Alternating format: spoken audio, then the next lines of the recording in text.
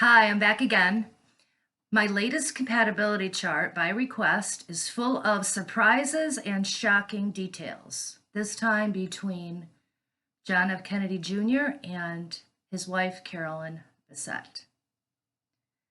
Before I get started, I just want to say that I read the book by Michael Bergen called The Other Man, and I wanted to see if he was telling the truth. So that's why I did this compatibility chart.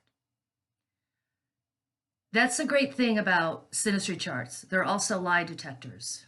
And in this case, he's not lying. I also did the compatibility chart between him and Carolyn as well. So there was further indications of him telling the truth. So if you haven't read the book, I'm pretty sure you can get it at your local library. So I'm going to get started.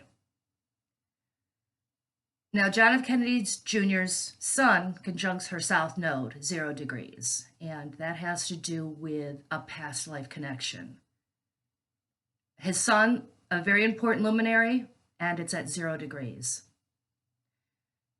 As I go forward in this compatibility chart, I'm just going to call him John Jr. because it's just much easier.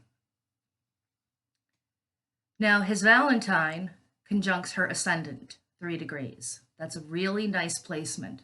Valentine has to do with sacrificial love and devotion. Her Taureau and her bride asteroid conjuncts his Venus, 0 degrees. This is also indication of fate and marriage because the bride asteroid is self-explanatory and it's conjuncting his Venus, and that's a love planet.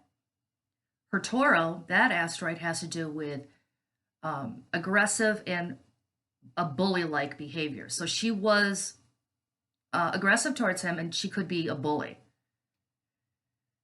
And that's the other thing about this chart. In his book, there's a lot of things that he said, and there's also a lot of energies in this chart between the two of them that were not present in the book. So you're going to get the full-blown detail.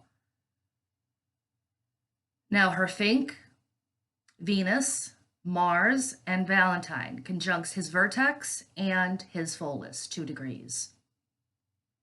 Whatever conjuncture vertex from the other person, you will receive those energies. And in this case, her Fink, that has to do with disloyalty to the people that are very close to you. And Venus is the love planet, so she was disloyal to him in the love department.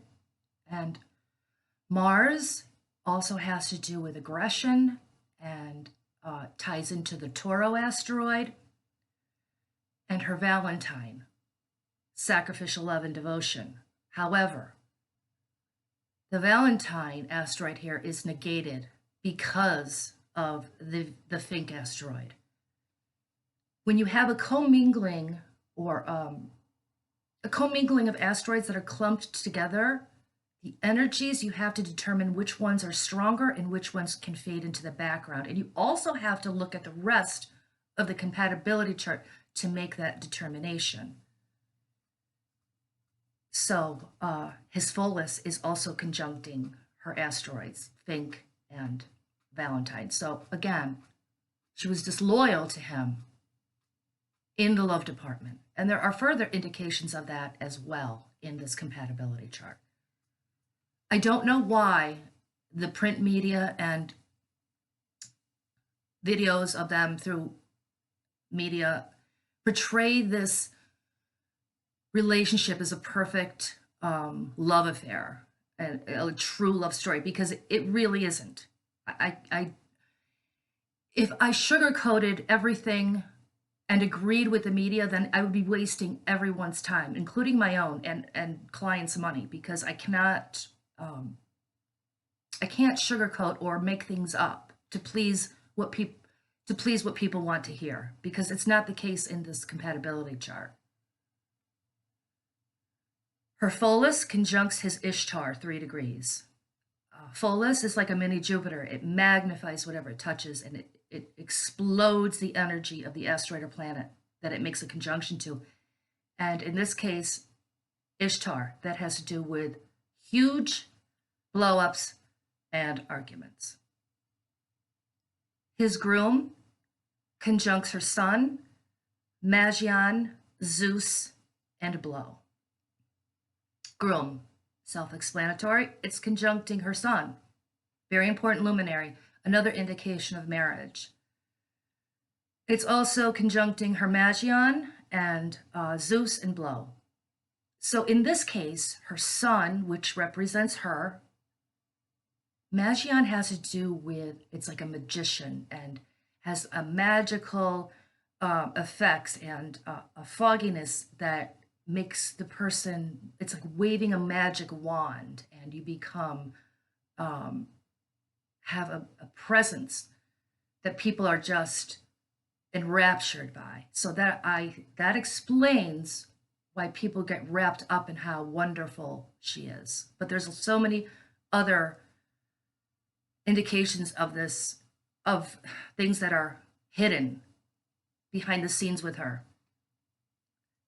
Obviously not the cheating anymore, because he wrote the book. So John Jr. became enraptured by her magical qualities. And it's like, again, it's like a magician. What you see is not necessarily what is the truth. Her Zeus is conjuncting her sun. That's a major cheating asteroid. It's at 1 degree.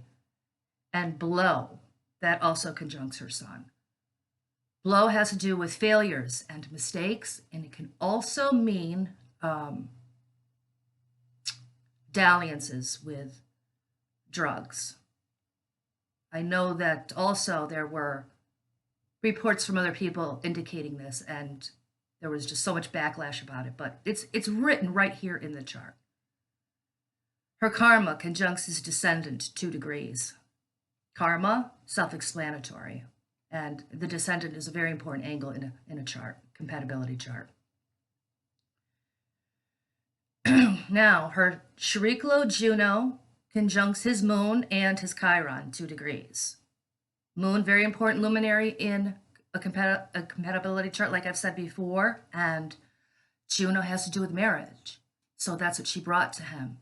Also, her Shriklo conjuncts his Chiron 2 degrees, and that has to do with a possible soulmate connection. Shriklo and Chiron were married. Now people can say, well, if you're soulmates, that would mean that there is no cheating, right? That can be correct. However, there's many instances in Greek mythology where soulmates had lovers on the side.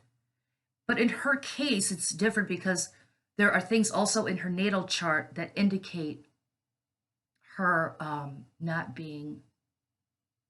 having a lot of morals when it comes to relationships. And I will get to that. His Jupiter and Juno conjuncts her swindle 1 degree.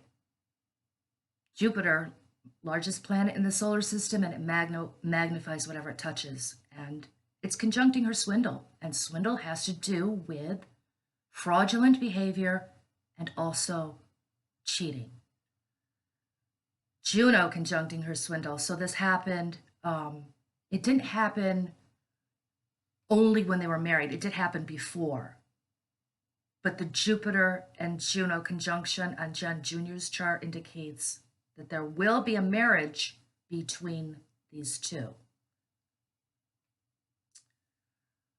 Her Carolyn, PNA, conjuncts his ascendant 1 degree. Again, fate.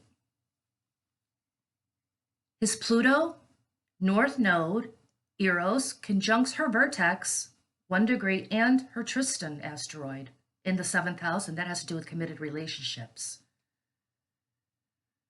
Now, Pluto conjuncting her vertex, that indicates he's a powerful person, and it also indicates fate as well. Because I've said before, vertex is like a second ascendant, and it's a very important point in the compatibility chart. The North Node conjuncting her vertex, strong attraction again, and also fate. His Eros conjuncting her vertex, he brought her erotic nature, eroticism. Now her Tristan is conjuncting his North Node. So whatever conjuncts your North Node from the other person, that will signify the basic theme of the relationship and what is going on ultimately. And Tristan is an asteroid that has to do with a love triangle. So again, more proof that his claims are correct. And his North Node is in the 12th house. And the 12th house is the last house in the zodiac wheel, and it represents things that are hidden and secrets and energies that happen behind the scenes. His Isolde trines her sun 1 degree. Again, Isolde has to do with a love triangle. I've talked about Tristan and Isolde before. Trining her sun, very important luminary, and the trines are like cheerleaders, and the energy flows really easily. Now you could look at this energy and say, well, if his Isolde is trining her sun, doesn't that mean that he had cheating, or he was cheating with a love triangle? In this case, the sun is a masculine planet, and it's yang. So she was the one that was disloyal to him, and he was involved in this love triangle. His Lilith, Casanova, conjuncts her moon, and also the fixed star Pollux.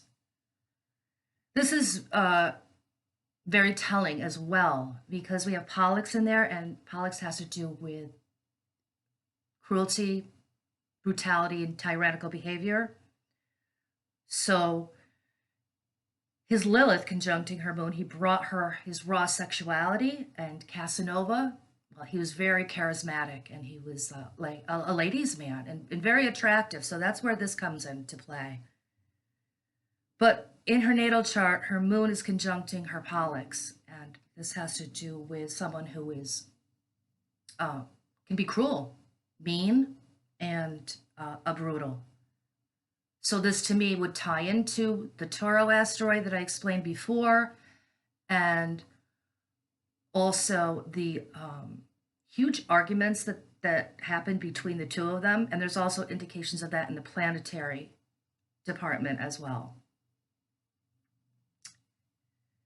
His Mars conjuncts her moon, AE Skylus, and Sato. Mars, powerful. Lower octave of Pluto brings fire and power to whatever it conjuncts. Conjuncts her moon, and that means there's a very strong connection between these two of them because it's at 0 degrees. But it also conjuncts her AE Skylus asteroid at 2 degrees, and that has to do with, again, there's drugs involved here. I'm sorry that I have to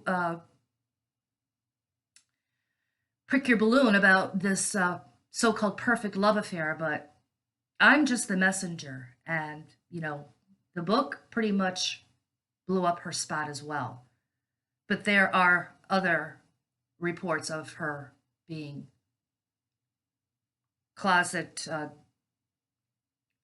drug dabbler and also a cheater. That already came out in the book. His Mars also conjuncts her Sato, 3 degrees. And Sato has to do with, again, meanness and sadistic behavior.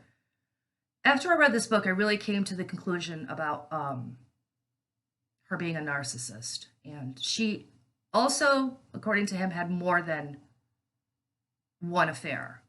So not only was she cheating on John Jr. with Michael Bergen, but she also cheated on Michael Bergen with another model at Calvin Klein. So this is just one big disaster. And I'm going to move forward and give you more information. Her Dolores squares his Lilith 1 degree. Dolores has to do with pain and suffering, and since it's squaring his Lilith at 1 degree, this means no sex after a while. Towards the end of the relationship, I think there were reports that they lived in separate housing. I think he lived in a hotel and she stayed in their apartment, but towards the end, there wasn't any sex anymore, which coincides with the book because he said that she came to him after they were married and he said, no more. I'm not going to be involved in this love triangle because you were also unfaithful to me and lied. Okay, so also his Boda conjuncts her IC 3 degrees. Boda is the Spanish word for wedding. And since it's conjuncting her IC, this happens behind the scenes because it opposes the midheaven. Whatever touches your IC from the other person, this will be hidden or secret, and the general public will not see what is going on. And this is truth because they got married and it was behind the scenes, and the paparazzi was trying to chase them and to get the details of the wedding. But they didn't get married in public, and it wasn't a huge blowout bash. So now I'm going to get to her natal chart. This is really important because it really ties into the energies between her and John Jr. and also with other men as well. Her Psyche, Nessus, and Dionysus conjuncts her North Node, 2 degrees. I've said before, whatever touches your North Node from the other person, whatever touches your North Node in your natal chart will be the theme of your life. One of the basic themes, or where you're going, and the directions. It's like a core fabric. So in this case, we have Psyche, which has to do with love, passion, and soul. And Nessus has to do with abuse. And Dionysus has to do with drinking, especially wine. Now, Nessus combined with Psyche, that means that she was abusive towards others, especially when it came to very important love relationships. And Dionysus, yes, there was drinking. She was like a closet white wine drinker, I believe, but it's in another book. I can't remember who wrote that one, but that's confirmed. Now, his Uranus and Bride and Pandora conjuncts her Ophelia asteroid in the 7th house. And the 7th house rules committed relationships. His Uranus is in the 12th house. Now we have Uranus, very unstable, unpredictable energy, and things that happen out of the blue quite suddenly without any sort of, without any forthcoming. So it's conjuncting his Bride, self-explanatory, that's her. It's conjuncting Pandora, and Pandora is an asteroid that has to do with opening up Pandora's box, and things come out, and ill-considered acts that result in unfavorable circumstances. And since it's conjuncting her Ophelia in the 7th house, that means this ties into the plane crash because Ophelia has to do with drowning, and Pandora, ill-considered actions on his part by flying the plane. I've already gone over most of the death synastry aspects in another video. It's on my channel if you want to watch that one as well. His Lachesis and Apophis in the 3rd house, that has to do with travel, and it conjuncts her Neptune 1 degree in the 9th house. That also has to do with travel, long distance travel. So we have death, Apophis, a sudden destruction through death, and it's conjuncting her Neptune, and Neptune has to do with fog and wind, water, and also the sea. So there's another indication of the ultimate demise in this relationship. Her point of fortune conjuncts his Maniac, and Maniac has to do with moodiness, blow-ups, or just a general unsettled dissension that he had about this relationship, and it's in the 12th house. So secret, a subconscious effect that it was not favorable to him emotionally. And since her point of fortune conjuncts that, it magnified that energy, because the point of fortune looks like a circle with a cross in the middle, and it magnifies whatever it touches. Now, his Don Quixote conjuncts her descendant, 1 degree. Descendant, very important angle in a compatibility chart. And Don Quixote has to do with the impossible dream. You think things are all rosy and it's going to be wonderful, but it doesn't happen. The media played it out to be like this was just one grand love affair of the century, but the charts say it says otherwise. So now I'm going to be getting to the planetary aspects as well. His Mars opposes her Sun, 1 degree, and this has to do with frequent arguments and blow-ups. It's not really favorable for a long-term marriage. Now, you can't just take that one aspect and make that determination, but there's a lot of other things I've already talked about that back this aspect up, as well as they have a lot of Neptune placements between the two of them. And Neptune is like a fog, rose-colored glasses, and seeing things that aren't really what they are. It's like looking through a person or a situation through a dirty window. You can't see clearly. Now, his moon squares her Neptune, 5 degrees, and this has to do with deception on the part of the Neptune person, which is her. And there's an emotional deception. He can't quite figure out where she's coming from, and it's evasive.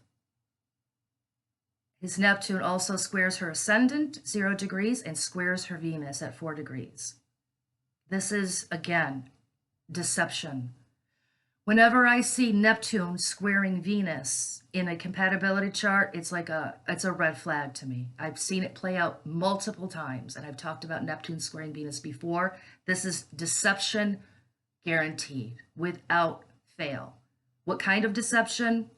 For each different compatibility chart, it really depends on the rest of the chart. In this case, cheating. Now, Neptune squaring her ascendant as well at 0 degrees, the tightest orb. There is a unreliability on her part and evasiveness. And she can also look at him or think that he's in a dream world of some sort. And it's just a lot of fogginess and deception. And the ascendant, very important angle in a compatibility chart, like I've said before. So that's all I have. I hope you enjoyed this interpretation. And if you're interested in hearing about more, hit the subscribe button. And I will be back again soon. Have a nice day.